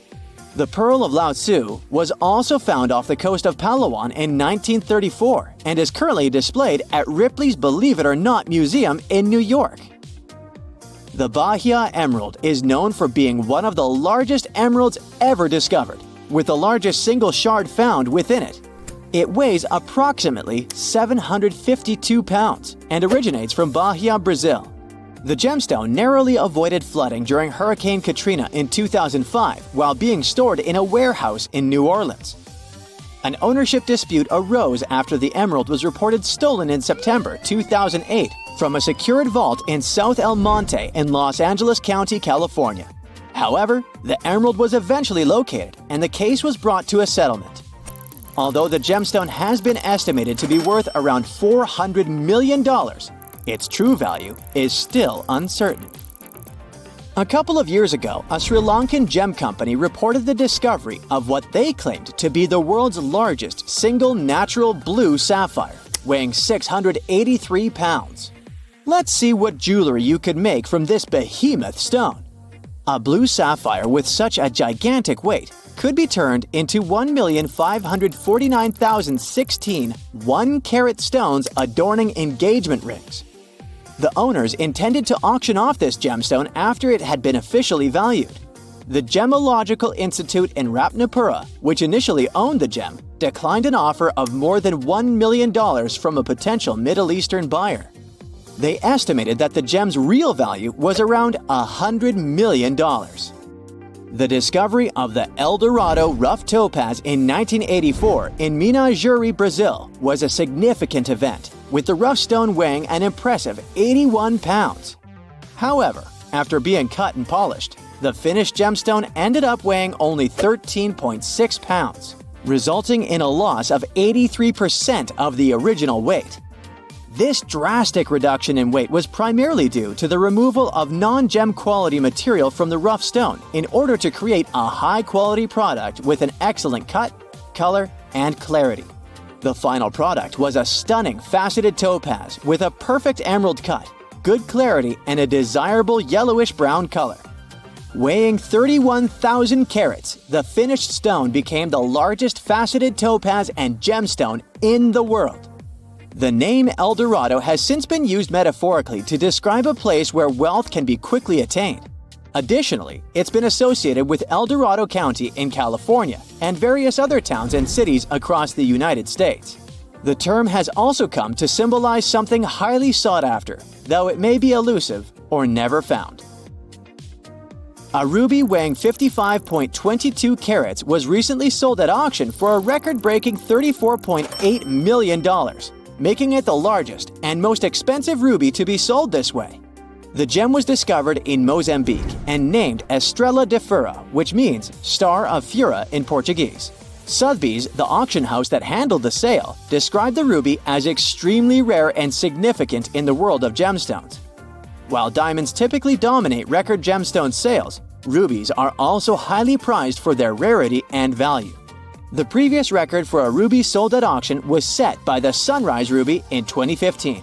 It's a 25.59 carat stone from Myanmar that fetched $30.3 million. Estrela de Fura was originally a 101 carat rough stone, making it the largest gem-quality ruby ever found.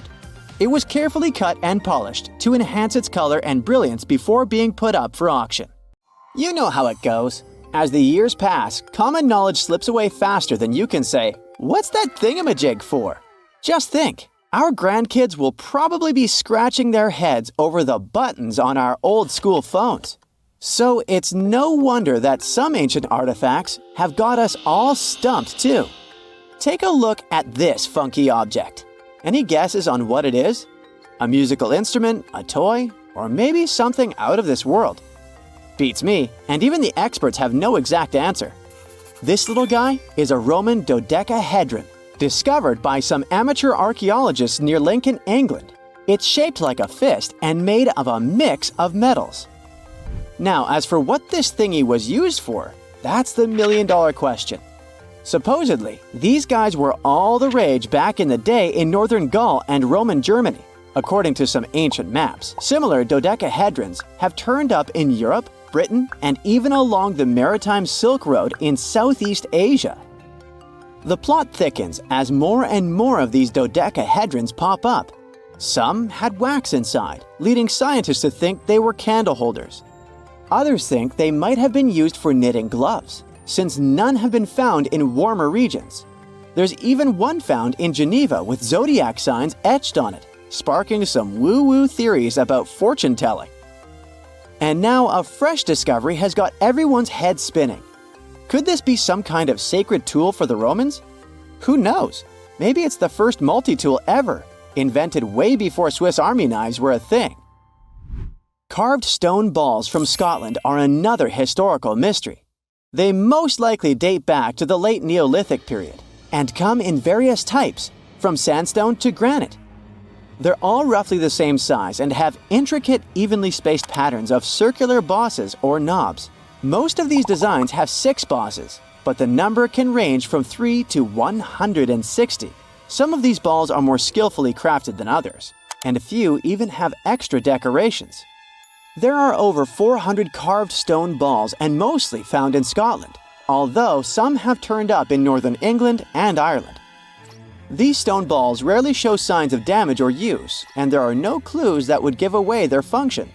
Most experts think they weren't practical tools, but had some symbolic or social importance, probably a sign of power or prestige within their communities. The Folkton drums are the 3 stone cylinders from Neolithic Britain, discovered in the late 19th century in a burial mound in East Yorkshire. Nothing similar has been found anywhere else in the British Isles from any prehistoric period. Each drum is decorated with unique designs covering the sides and domed tops. The decorations are mostly geometric, arranged in panels with stylized human faces peeking out from 2 of the drums. Recent studies of the artifacts using new technologies show that the designs had been carved and recarved over time. A team of experts also analyzed the composition of the drums, and it turns out that they were made from local chalk. In the late Bronze Age in Europe, long before coins became common, finely crafted metal objects served as portable wealth and symbols of high status. Across Europe, archaeologists have found all sorts of artifacts, from gold adornments worn by elites to large bronze cauldrons used in feasts. Beautifully decorated gold rings discovered in Wales are among these items. They're known as lock rings and may have been used to hold hair. Now they're flattened after spending nearly 3,000 years underground. They used to have cone-shaped openings at each end. They were found at different times, but were likely worn as a pair and buried together in a single hoard. Other Roman artifacts made of the copper alloy were first catalogued as lunate pendants. But during a recent re-examination, experts found that these items were actually small mortar and pestle sets, known as cosmetic grinders. They were used to grind minerals for makeup and were specifically designed for applying liner and shadows to the eyes. They were mistaken for pendants because of suspension loops that allowed them to be carried on a cord. These cosmetic sets from the 1st century of the current era were unique to Britain. They prove the influence of imported cosmetics and beauty trends from the Mediterranean and Roman provinces, including Egypt. The Salzburg cube, also known as the wolf's egg iron, was discovered in the late 19th century in Austria. It doesn't really look like a cube, but is more like a rounded object with 2 flat sides. Down the middle, it has a groove, and the surface is covered with pits and craters. Workers accidentally found this artifact when they blew apart a piece of coal. The coal seam it came from is thought to be over 60 million years old. The Salzburg cube moved between museums, mysteriously vanished in the early 20th century, and then showed up again. Some researchers thought it must be a Victorian-era candlestick holder, but still, no one knows the true story of the cube or its current location. Archaeologists have unearthed an incredible historical find in Pakistan, an ancient sphinx estimated to be around 12,500 years old. The region where it was found was once a busy center of the ancient Indus Valley civilization. It had advanced urban planning, intricate art, and sophisticated drainage systems. The discovery of the ancient Sphinx is a good example of their progressive art. We all know of the Great Sphinx of Giza, but what was the significance of the Sphinx in the Indus Valley culture? Their Sphinx has designs and carvings that show scenes with their daily activities, which means it may have had a more complex role than a symbol of power or guardian. It could stand for a balance between humans and nature, or even a deity associated with agriculture. Arauca in Chile sits on the sandy dunes of the Atacama Desert, known as the driest desert in the world. Long before this coastal town was built in the 16th century, the Sinchoro people called this region their home. Archaeologists found hundreds of their mummies.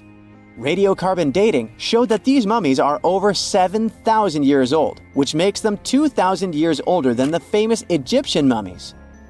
The Cinchoro used special techniques to preserve the mummies, not just relying on the dry climate for that. And unlike the Egyptians, they didn't just do it for the elite members of their society, but for everyone, no matter what age or status they had. The local people living in Araka now are so used to finding mummies in their backyards that they don't feel weird about living among them. In the winter of 1850, a powerful storm with extra high tides hit the west coast of Orkney, Scotland. The wind and waves ripped away the surf, covering a mound, and revealed stone-built structures beneath. A local antiquarian decided to dig up the village that he thought was from the Iron Age. He managed to unearth the remains of 4 houses and many artifacts from 2 villages. The villages had been buried under sand, so everything was really well preserved. Carbon dating wasn't a thing back then yet, so it was tricky to tell the exact age of the villages. Almost a century later, with new tech, researchers were finally able to tell that the place was actually from Neolithic times. You can still see stone dressers and box beds in the prehistoric houses. Archaeologists and historians working on the famous terracotta army think that it might have been inspired by or modeled on ancient Greek sculptures. It would mean there was a cultural contact between East and West much earlier than we thought, long before the Silk Road trade route. There was probably Western influence in China during the era of its first emperor, who took the throne in 246 before the current era. Before that time, China didn't have a tradition of building life-sized sculptures. Earlier terracotta soldiers were much smaller, less than 10 inches tall. Greek artists might have even been present to train Chinese sculptors. Rekat structure is a giant formation in the Sahara that looks exactly like a giant bullseye. It's so wide that you can see it from space. Even the CIA got interested in it. In 1965, they planned a flyover looking for geomagnetic anomalies. The findings are still classified. Perhaps the theories are true, and this place is truly the lost city of Atlantis. Now, Atlantis supposedly sank beneath the waves, but recent discoveries are pointing us in a different direction. This is an ancient story that goes far back in time, and Plato was the first to mention it. The place had loads of greenery and a curious structure. 3 concentric circles of land surrounding 2 circles of water. 2 key quotes from Plato's writing suggest that Atlantis might not have been a typical island in the middle of the ocean. Plus, Atlantis had a major influence from Africa and Europe, challenging the idea of it being in the Atlantic. It turns out that the Eye of the Sahara and Atlantis look alike. When astronauts saw the Eye of Sahara from above, they initially suspected a meteorite impact crater. But the rings of the structure matched the layout described of Atlantis. More importantly, the Sahara wasn't always a desert. It turned from a tropical region into a desert around 11,000 years ago. Researchers found evidence of a massive river called the Tamaracet that could have sustained a community. This river flowed toward the Rekat structure, aligning with Plato's description. The Trans-Saharan Seaway ran through the Sahara 50 to 100 million years ago. The sea allegedly destroyed Atlantis around 11,500 years ago, likely due to a rapid rise in sea level caused by the end of the Ice Age. NASA's worldview imagery shows patterns consistent with this theory. Those concentric rings might be a key to unlocking the secrets of our planet's evolution over millions of years. They're shaped by erosion on resilient rock layers, creating a spooky pattern of ridges and troughs. The central peak stands proud at 1,300 feet. The central part has undergone a significant erosion makeover, revealing a circular structure with a raised peak. Unlike impact craters, the Eye of the Sahara flaunts a striking balance and symmetry. Some say it results from rock uplift, sculpted by wind and water. Others think it's an ancient anticline, eroded to reveal its concentric glory. Then there's a salt diapir theory, suggesting that salt's buoyancy sculpted this beauty. Dating techniques have proved that it formed 541 to 252 million years ago, give or take a million or two. Ancient tools are scattered around the outer rings of the structure near riverbeds. Some older stone tools have also been spotted in the same areas. And still, even though some spear points from the Neolithic period have been found, there aren't many signs that people were living there back then. The area seems to have been used for short-term activities like hunting and making tools. There are other unearthly mysteries that haunt our world. One such enigma is in Norway, the ominous Hessdalen light phenomenon, also known as the Valley of Lights, leaves scientists confused. This valley is 10 miles wide. It's quite isolated, but a peculiar blue box sits high on the hillside, equipped with cameras scanning the valley. The unsettling saga began in the 1980s, when the night sky over Hessdalen erupted with burning fireballs, a recurring spectacle that sent shivers down the spines of those who witnessed it. This wasn't a fleeting occurrence, rather it became a regular thing. Terrified locals reported encounters with these unexplained luminous phenomena, some of which happened near their homes. Unease spread like wildfire. At its peak, there were about 20 sightings every week. The phenomenon made its way into newspapers, magazines, and media worldwide. Soon, people flocked to the valley, hoping to see the lights themselves. In 1984, experts joined the fray, armed with sophisticated instruments like magnetometers, radiometers, and other ometers. What they encountered was mind-bending, lights that defied explanation. Some moved at a leisurely pace, while others raced through the sky at an astonishing 19,000 miles per hour. People tried to explain these lights: airplanes, distant reflections, ball lightning, satellites, planets, meteors. But the speed and how these lights danced ruled out all those theories. We're slowly approaching another mysterious place. This is the greatest subglacial lake among Antarctica's 675 known lakes. It can easily hide unknown life forms. This lake is beneath the East Antarctic ice sheet. Dive about 2.5 miles under the ice, and there you'll see Lake Vostok, located at 1,600 feet below sea level. This lake is 155 miles long and 31 miles wide at its broadest point. With an average depth of 1,400 feet, it's also the world's sixth largest by volume. It's like an underwater city with lofty pillars and deep basins. The secret lake was discovered in 1993, yet it had been waiting to be found down there for over 2,000 years, collecting ancient secrets. In 2012, scientists drilled through the ice, creating the longest ice core ever. They pierced the ice all the way to the lake's surface. The year 2013 brought an unexpected twist when the tranquil waters erupted during the extraction of an ice core, mixing with drilling fluids. Then they got a pristine water sample in 2015. Some believe there might be previously unknown life forms down there, since it's a fossil water reserve that's been untouched for millions of years. That could be a lot like those speculated ice-covered oceans on moons like Europa and Enceladus. It all started with a theory in the 19th century, suggesting fresh water lurking under Antarctic ice sheets. Then, in 1955, seismic soundings hinted at a subglacial lake, and by the 90s, satellite data confirmed Lake Vostok's existence. Now, Lake Vostok isn't alone. In 2005, they found an island in the middle of the lake. Then, two smaller lakes joined the party. They suspect that a secret network of subglacial rivers might link these lakes. Now, very far away from Antarctica, in Venezuela, Catatumbo lightning presents a sinister light show at the junction of the Catatumbo River and Lake Maracaibo. This unsettling lightning phenomenon happens at about 140 to 160 nights a year, going on for 10 hours a day, and can flash up to 280 times in a single hour. The frequency of this lightning show changes with the seasons and from year to year. There was a break between January to March in 2010, causing a bit of worry that it might vanish forever. As the sun sets, winds from the east start picking up speed. The strong wind is called a nocturnal low-level jet, like what you see in the Great Plains of North America. These winds bring moisture, mostly from the Caribbean and the lake itself. This humid air hits high mountain ridges, causing thunderstorms to form over the mountains. Thanks to the ongoing wind situation, more thunderstorms appear as the night goes on. This pattern repeats itself, and is why this area has the highest annual lightning rate globally.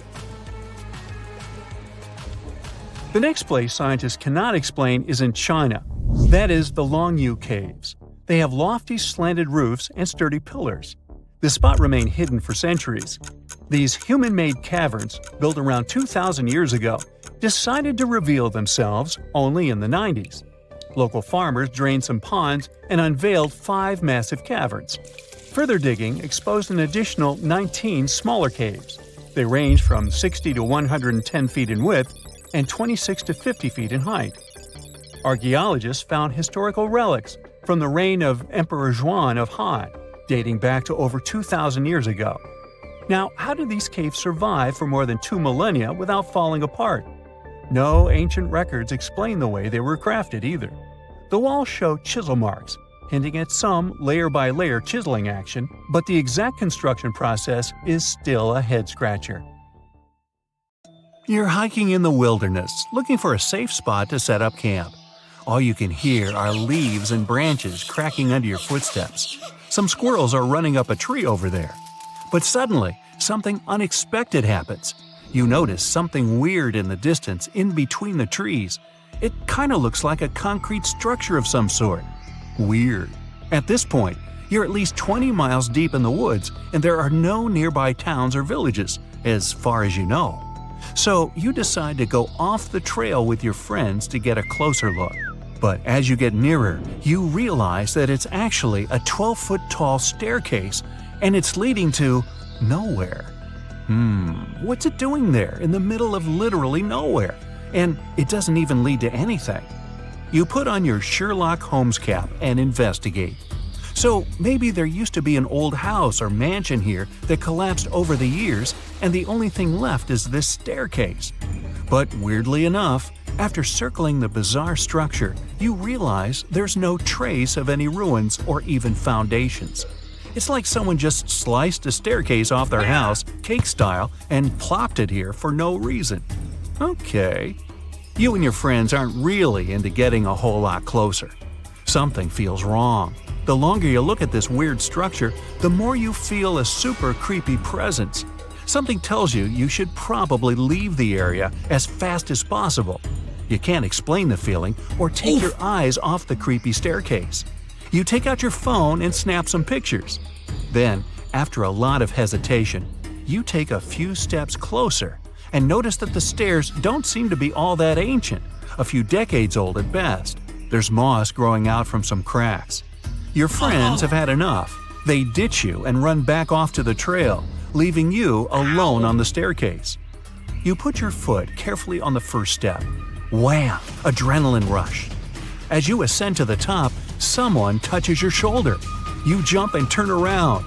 All you see is black. As weird as this sounds, discoveries of random staircases illogically found in the woods are surprisingly common. Some are made of wood, others are bricks or stones. Some look ancient, while others look like they were finished yesterday. The one thing they all have in common, they all lead to absolutely nowhere, and they're all found in super mysterious locations. One of the most famous ones is in Chesterfield, New Hampshire, a long medieval-looking staircase made of stones with Roman arches in the middle of the woods. It's believed to have been part of Madame Antoinette Sherry's castle. She was a big singer back in Paris. The castle dates back about 100 years, and it was later discovered again in 1962. This time, there was nothing but a staircase. Another mysterious ancient staircase dates back to 9,000 years ago. It's in a forest in Italy. It looks like a series of stairs that led to a tiny platform at the top. Why go through all the trouble of building the thing if it leads to nowhere? Well, some experts think it could have been some sort of ritual tower, but your guess is as good as theirs. Some of the more modern staircases found in the woods also have an added bonus. They come with their own urban legends. Gee, would that be a 2-story or 3-story staircase? One of the most popular stories comes from the Philippines, where a forest ranger called Torkik allegedly went out on one of his routine patrols to look for missing people deep in the local jungle. That's where he claims he found some seriously out-of-place stone staircases. They even had weird markings on them. To get a better look at what was around him, he decided to climb up one of them. Just then, he was approached by a vicious stray dog that forced him further up the stairs. A few hours later, he came back to the village. Only thing was, he had been missing for 5 years. Was that staircase a time-traveling portal? Another account allegedly dates back to the 1940s, around the time of the Roswell UFO mystery. A man who claimed to be a scientist was sent to assist in investigating one of the many animal-related cases that kept popping up. Little did he know, this 1 to 2 week investigation would end up lasting 6 months. His team encountered a random wooden staircase in the woods that seemed to emit some type of frequency. They camped around 100 feet from it that night, but the next morning, it vanished. All that was left was a black burn mark where the staircase was. 2 days later, it reappeared out of nowhere, 160 feet from its original location. The team wanted to get a sample of the wood to send it off to the lab. There was one problem. No matter how hard they tried, it was impossible to chip off a piece. The wood from the staircase was apparently indestructible. These weird mystery stairs have been around since ancient Cambodia. Right in the middle of the jungle is an abandoned 2,000-foot-long staircase leading to, nowhere. According to experts, this staircase was built about 1,000 years ago. They don't know for sure, but they think it led to an ancient city. Sadly, over the years, that city is now completely covered by the dense jungle. Maybe it was an important meeting spot for travelers and merchants coming from all over the continent. Well, back to your story. You feel a strange presence behind you. You turn around, probably one of your friends snuck up on you or something. But then you realize there was no one behind you. You're the only one around. You freak out. Something is definitely wrong here. So you rush down the stairs and bolt back to your friends, panting and startled. You start to tell your friends what happened, but they don't believe you. They think you're just trying to scare them even more. But the emotion on your face, it looks legit. There's real panic in your eyes, the kind you just can't fake. Shadow or wind or whatever that thing was, your fear's real. You all agree that you should stay away from the stairs, and it's probably best if you go back home. Right now. I guess camping out there overnight just wasn't meant to be. As soon as you get home, you open your phone and check out your gallery. But no, you scroll through photo after photo. The staircase, it isn't there. None of the pictures have any staircases in them. Just a small, flat clearing with nothing but trees around, no weird shadows, nothing. Your friends have the same experience. Your eye twitches and you look over your left shoulder. You're in the safety of your own home, but you suddenly feel the same presence you felt on that staircase. Oh no! Everything goes black. But you can relax. Most of these stories are just urban legends, told to give you the heebie-jeebies. The internet has a way of spreading rumors faster than the speed of light. Most of these stairs might have even been built on purpose just recently. One weekend woodshop project, a couple of photos, and you too could be a sensation on every urban legend website. Then you just tear it down, take a photo to show it magically disappeared, and just like that, you're an internet superstar. But let's say you find some real stairs on your weekend camping trip. They're most likely the remnants from an old house or a cabin that got demolished or just collapsed after it was abandoned. Hey, it's 2021. There's a logical explanation for just about everything these days. That presence you felt was most likely your own mind playing tricks on you. When you see something in real life that looks like something you saw on a website or a scary movie, your mind starts to work overtime, and you can actually see something or feel something that's not even there. That's what some people say happens when you get hypnotized. You want to see something so bad, and you do. That's probably what happened. Or was it? In 1925, magazine publisher Hugo Gernsback created the Isolator, a bizarre-looking helmet for people who need to concentrate properly. Its first version was made using wood and felt. But Gernsback wasn't satisfied since it didn't block all the external sounds as well as he had hoped. Then, He redesigned the device, removing the wood and adding glass so users could see through it. But a problem emerged. The helmet could only be worn for about 15 minutes at a time before the user became drowsy. 38 years later, Gernsback presented the Tell-Eye glasses, a handy, pocket-sized portable TV set. You might find them funny looking, but to be honest, today's VR goggles are only slightly less geeky. The Tell-Eye glasses weighed about 5 ounces and were built around small cathode ray tubes that ran on low voltage current from tiny batteries. The device had a separate screen for each eye, which meant it could display stereoscopic images, working pretty much like 3D glasses. Gernsback promised that users faced no danger of being electrocuted, but, well, people didn't take his word for granted. Meet the beauty micrometer, also known as the beauty calibrator. This 1930s technology definitely looks like a Clockwork Orange device, but it was actually designed to enhance people's beauty. The specialist placed this thing around a person's head, and the flexible metal strips helped calculate facial measurements with great precision. The inventor was particularly focused on 2 measurements.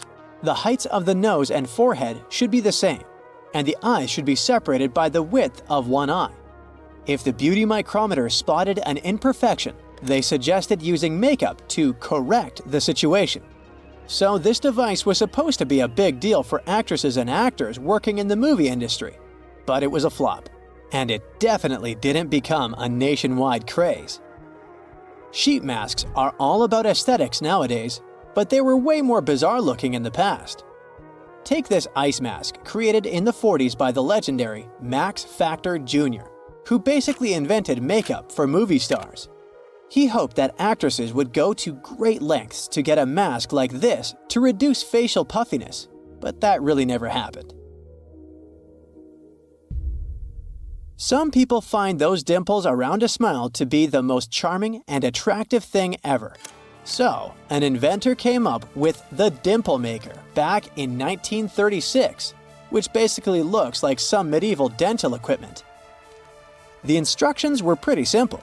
The user should stand in front of a mirror, smile to position the dimple maker correctly, and wear it 2 or 3 times a day for 5 minutes each time. The idea was to repeat the process until dimples appeared. But no surprises here, the thing couldn't really make dimples look better or create new ones. In fact, the Medical Association even stated that this device could bring you serious health issues instead of conventional beauty. Even the most experienced men can injure themselves by shaving from time to time. So, probably only the bravest would pay to use this mass shaving machine, which allowed barbers to shave a dozen men simultaneously.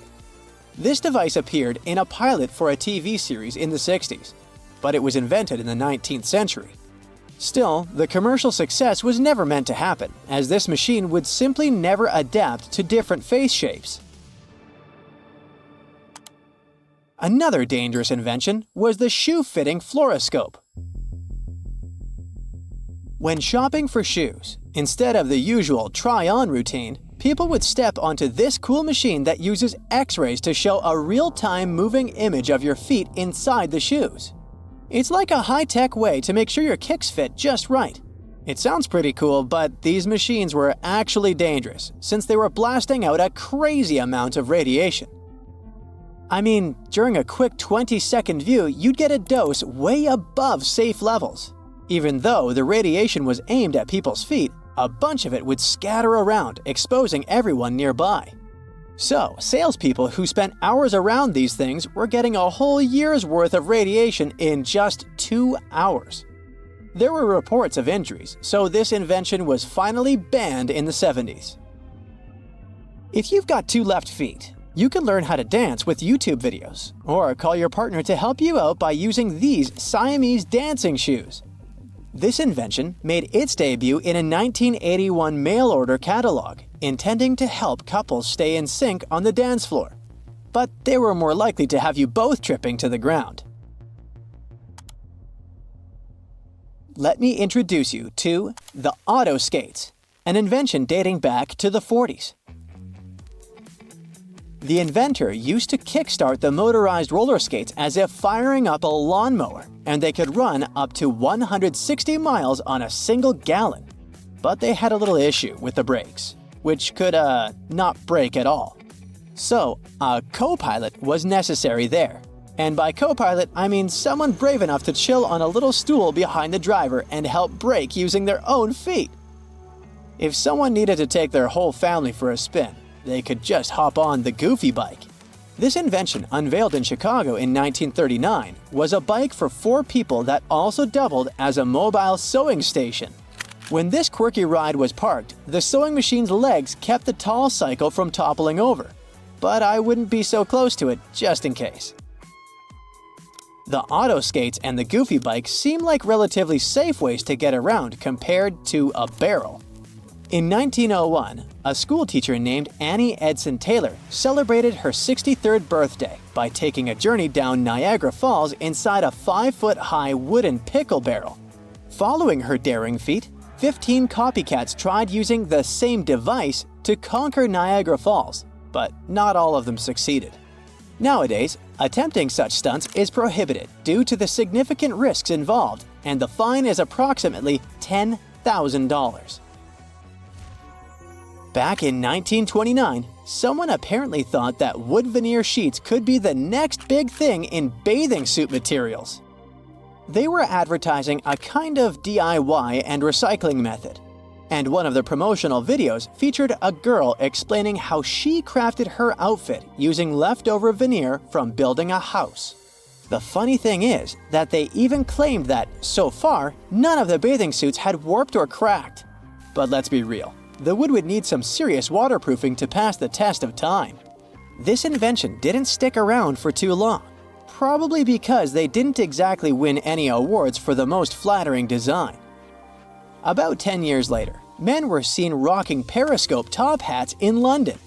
This clever invention gave short people a slight boost to peek over heads in large crowds. The images bounced from a mirror at the top of the hat down to another mirror right in front of the eyes through a hole in the brim. But while they seemed a great idea for parades and sporting events, they simply weren't practical in any other situation. Whether you're feeling lazy or tired, there's really no excuse to skip your piano practice, all thanks to this 1935 invention, the foldable piano. The instrument sits at the foot of the bed, and the keyboard can be pulled out like a drawer, bent over on hinges until it's at the right angle for the player's hands. Is it safe though? All it takes is the piano not being totally secure and bam, a disaster is about to happen. Let's say the well-being of kids wasn't exactly a top concern for the minds behind the Mercury maze. This 1978 invention was a handheld game where kids were supposed to rotate it and tilt the puzzle to guide a silver blob of mercury along a path to the center of the maze. Yes, we're referring to the toxic and health hazardous mercury in a kid's toy. What could possibly go wrong?